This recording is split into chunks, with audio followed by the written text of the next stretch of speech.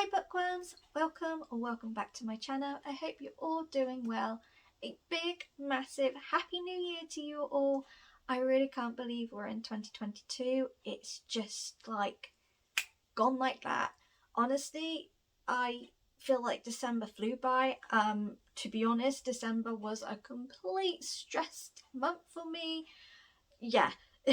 Don't leave your Christmas presents to last minute because you get really stressed, you get really worried, and you don't enjoy the festive period. Literally, the week of Christmas, which was also my birthday week, was the only time I finally felt really festive and excited, and it went so fast. But I hope you all had a lovely Christmas if you celebrated. If not, I hope you all just had a nice break. A big massive Happy New Year to you all again. I hope 2022 is a better year for all of us, and yeah, I have a lot planned for 2022. I've got lots of exciting things happening. I've got lots of plans for my booktube channel, so yeah, I feel like 2022 is my year with booktube because I am used to it now. But also, and actually we've completely gone past now, but it's actually officially now a year anniversary on my booktube channel. It was the 4th of January. We're way past the 4th of January, but I've officially been on booktube for a year. I'm very, very happy about it. But yeah, I've got massive big plans. But with further ado, let's get straight into my very long awaited December wrap up.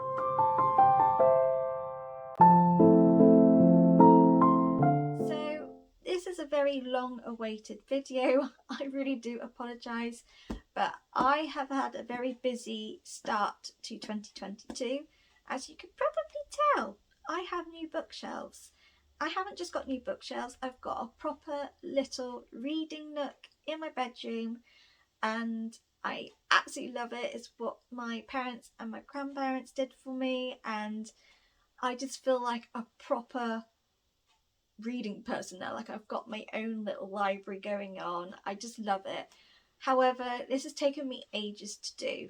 The bookshelves itself took probably an hour each, thanks to my dad doing it, but I had to move my room around. So obviously this is in my bedroom because obviously I live at home with my parents still. So I needed to move my room about. I needed to get rid of furniture. I needed to move furniture. I needed to move my bed to a complete different position. And it took ages to do. And on top of that, it took me forever to finally decide how to do my bookshelves. It's not completely finished. I've got finishing touches to do, but I do need to buy a few bits and bobs because I want certain things for certain shelves because of what's going on. But once that's sorted, I will do a proper bookshelf tour, which I'm very excited to do because I've never done one before. But yeah, it's finally sorted. My room looks presentable, and I can actually finally film to you because it was such a bomb site. There were books everywhere. Like, I did another massive unhaul, which I'm very proud of myself. No, I haven't filmed an unhaul video. Do not understand why that's my most viewed video, but each to their own. So yeah, it's been a busy week of 2022 because I've been trying to sort this out. I've been changing my mind three times, but I like it. I'm finally happy with it. Just need finishing touches, which doesn't bother me. I can still film. So on to the actual books that I read in December. I read 8. I read 7 physical books and 1 on my Kindle. So I completely off-kiltered on my TBR.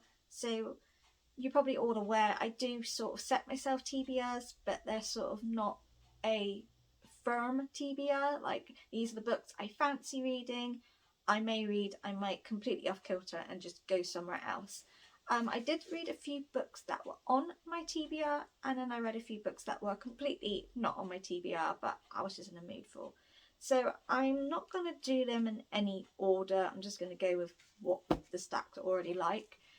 So I had quite a lot of books from the library that I wanted to read. Only one of those books got read.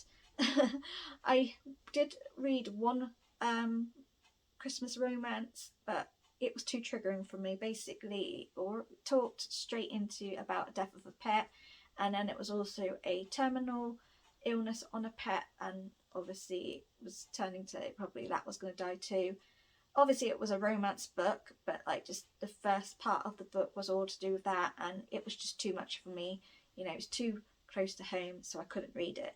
Then I picked up another romance and I could not stand it. It was just horrendously written, and basically I'm going to start with the book that I'm going to talk about now. So I read Heidi Swain's Underneath the Christmas Tree. So this was pretty much one of the first books that I read in December, and Heidi Swain always sets the romance bar really high, in my opinion. She just writes amazingly, and I devoured this book within like a day, and I loved it. It's not, I must admit, it's not one of my favourites. This is certainly very Christmassy. Like, it had all of the Christmas traditions that I love, but compared to other Christmas books that I've read of her, it isn't my ultimate favourite, because I wasn't overly keen on our main character Lisa. I thought she was just a bit horrible. Like, she did grow on me as time went on, but for a good chunk of this book I was like, I don't really like you, I'm not keen on you. Still a 5-star read, because I love Heidi Swain's writing, I love the romance, I love the Christmas feels, but I feel like my favourite book from her so far, Christmassy wise, is The Christmas Wish List. I just love that book. But still 5 stars.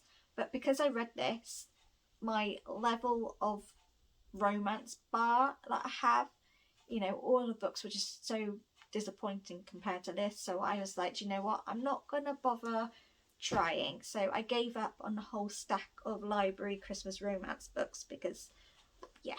I also read A Christmas Carol by Charles Dickens, which is the one book that I did read out of my library haul. So I read this on Christmas Eve. I literally read it in front of the tree. I just loved it. It felt really festive and all that. So in regards to the story itself, I feel like if I didn't watch the movie of Charles Dickens, of A Christmas Carol, I feel like I probably wouldn't have really liked the story. It's very old. It's very olden days. It's very traditional. So I feel like because I've watched the films and understand the story, I understand this.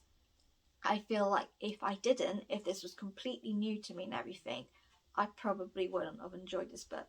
So I've given it 3.5 stars. I think I'm going to just do 3 stars just to give an overall rating. Purely because I do think, because I watched the films, like all the different films of this version, I just feel I understood it better, and I just could picture the film in my head, which I think was what made me enjoy the book. I feel like if I hadn't had that, this would be a complete flop for me. But, you know, you can't fault Charles Dickens' writing. It is very beautiful. Next, I read Let It Go, A Frozen Twisted Tale by Jen Kalanita. So this is like the Twisted Tale. Oh, I can't speak. The Twisted Tales series. This is like the first one I've read in a year. Like, I got given this whole series for Christmas 2020, so it's taken me a whole year to actually read one. So this is the Twisted Fairy Tale of Frozen. So basically the story is Elsa, she's got magic and all that, but the twist to this is that the sisters don't know each other. So obviously the Frozen movie is Anna forgets that Elsa has magic, so she doesn't know until obviously Elsa shows her magic. So in this, Anna doesn't know Elsa's got magic, but she also doesn't know that Elsa's her sister. and then obviously something's happened and they start remembering things, and basically they realise they have a sister, they want to find each other, and so it's a story of that. It was good. Like, it was entertaining, it was an easy read. I read it in a day. Like, it was a very quick, easy read, but there was nothing spectacular. I can't speak. There was nothing spectacular about this book. It wasn't like, oh my god, this is amazing, or anything like that. All I kept really feeling was, I just want to watch Frozen and Frozen 2, which is what I did once I finished the book. So, it was entertaining, it was an interesting take to Frozen, but for me, there was nothing amazing about it, so I gave this 3 stars. And then I also read the first 2 books in the Harry Potter trilogy. So I read Harry Potter and the Philosopher's Stone and Harry Potter and the Chamber of Secrets. These are rereads for me. I read these back when I was probably 8 or 9. So the Philosopher's Stone was read to me by my year 5 school teacher. So it was quite nice actually reading the book physically again, because I never read it physically. I had someone read it to me, but when the book finished, I ended up buying the rest of the series because I really wanted to know what happened. So the Philosopher's Stone, for me, it was quite nice to read it physically because I never read it before, and it was just such amazing world building, and I was just transported back into Harry Potter world. Obviously watching the movies, you sort of realise what's in the movies and what's not. Like, I kind of felt, because I've watched the movies so many times, that I felt the book would just be too samey, but actually no, the books are completely different. The movies are amazing, but they leave out some bits, which I'm glad. So yeah, the Philosopher's Stone was actually a first physical read for me, but the Chamber of Secrets I had already read. But I must admit, I read the Chamber of Secrets and I couldn't remember anything. So yeah, 5 stars on both of those books. I won't obviously go into too much detail, purely because I am aware of J.K. Rowling's crap that she's pulled. But yeah, they were 5 stars read. Like, I do want to find the rest of the series in charity shops, because I'd love to just finish the series, because it really was enjoyable. And I feel like, because they were the first 2 books I think I read in December, like I read them like within 24 hours back to back. Like, it did not take me long, and it actually brought my love of reading again, because I wouldn't say I was in a slump, but I felt like, I don't know what to read, I don't know what kind of book I want to read.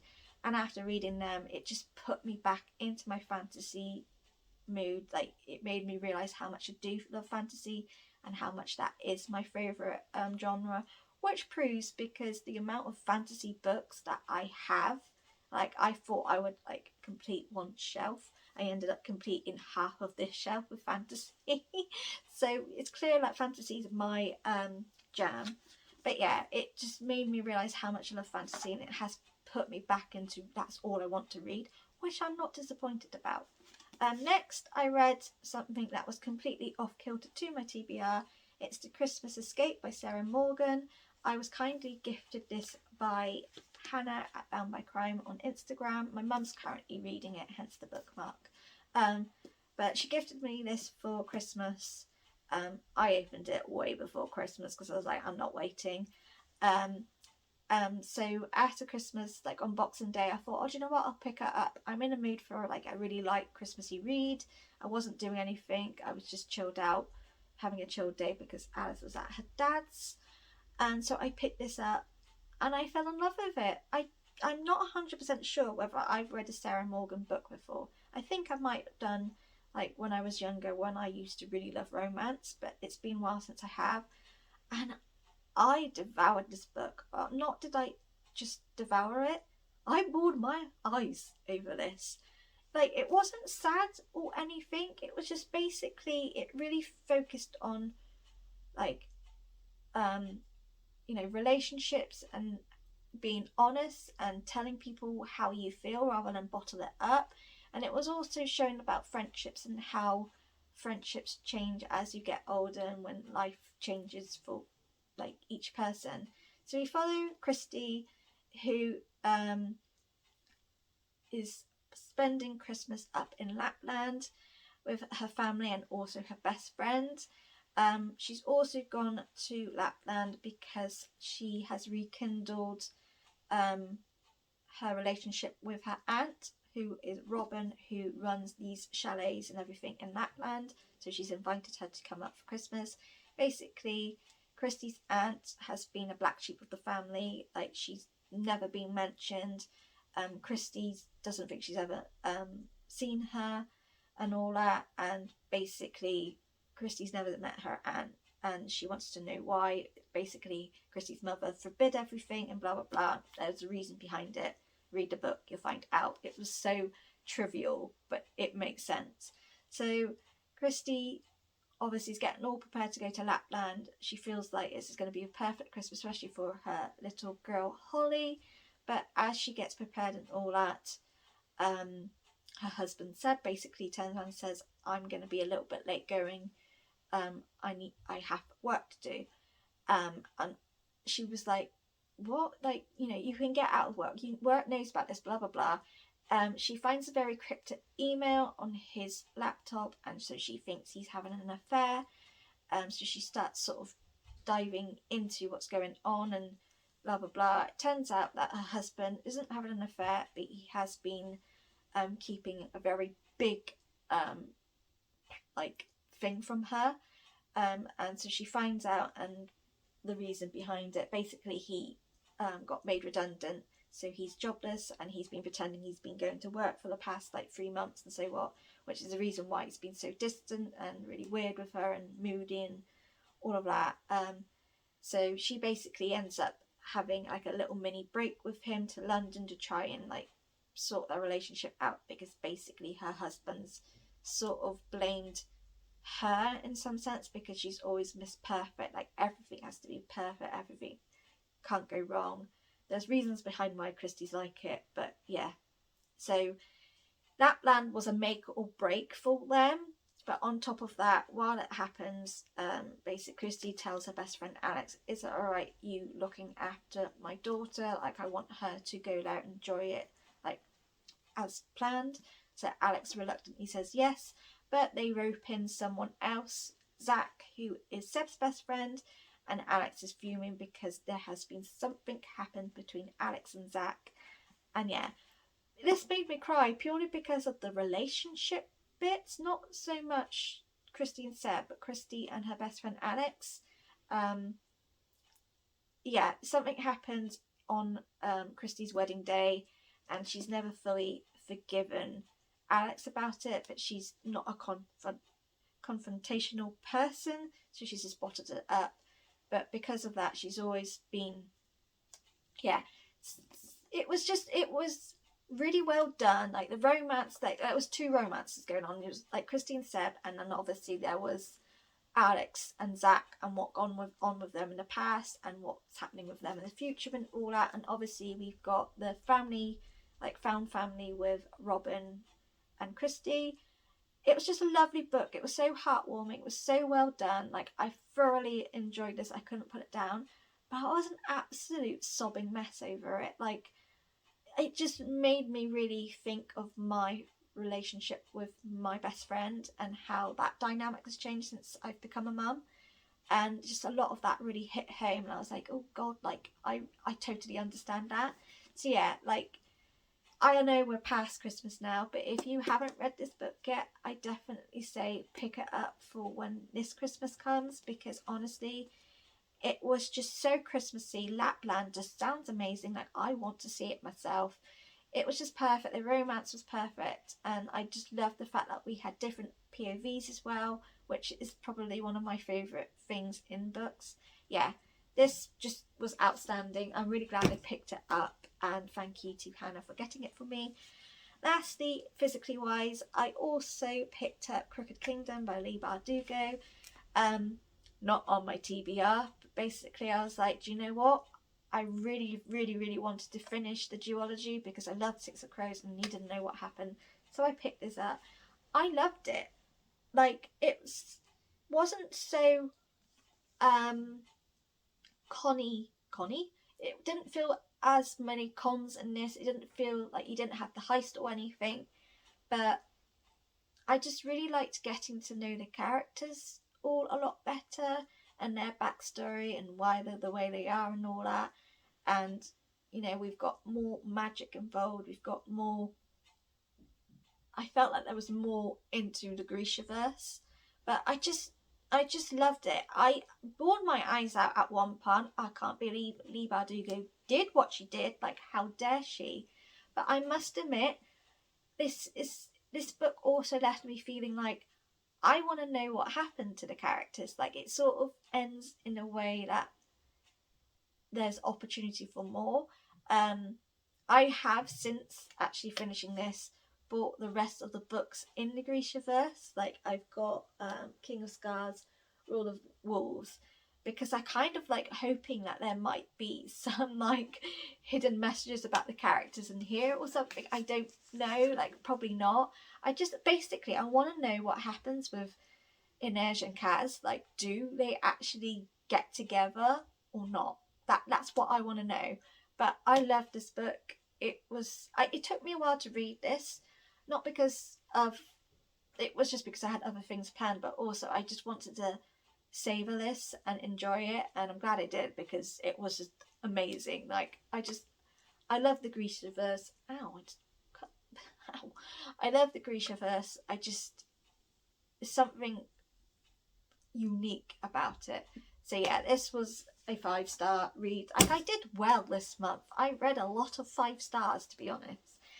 Lastly, on my Kindle, I did read The Keeper of Night.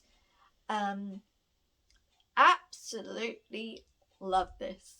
This was amazing. Like, this was for Sid's Patreon book club. Obviously, she had like the buddy read, which was like Razorblade Tears, but I never got around to reading it. And then she did also have a Christmas buddy read going on, which I tried reading that book. It was the Holiday Swap. Couldn't stand it, so Dean left it. But The Keeper of Night, like, it's about like a half Reaper and like a half... It's really complicated to explain, to be honest. It was just amazing. I loved the character building. The world was fascinating. I really do love Japanese culture and Japanese mythology, which really focused in The Keeper of Night. I just loved it through and through. I could not put it down. Like, literally every time I had to stop reading, I was like, I need to pick it up. It was fantastic. A couple of people enjoyed it in the Patreons chat. A lot of people sort of felt like the ending was a disappointment. I agree with the ending per se. It wasn't outstanding. However, this is a duology, and I feel like it left it like that purely because there is a next book going out, and you know, it's going to explain more on that. But yeah, it was about Reapers, it was about the underworld. There was a lot of like monsters and fighting and magic, and it was brilliant. Like, by far the best book I read in December. So yeah, they're my 8 books that I read. I had a really good, in like star ratings wise, like I said, like I had a lot of 5 stars. But yeah, it was just a fun ride once I got reading. But yeah, thank you for watching this very long awaited video. I am sorry. Let me know if you have read any of these books and what your thoughts were. And yes, I shall see you all again soon. Take care. Bye.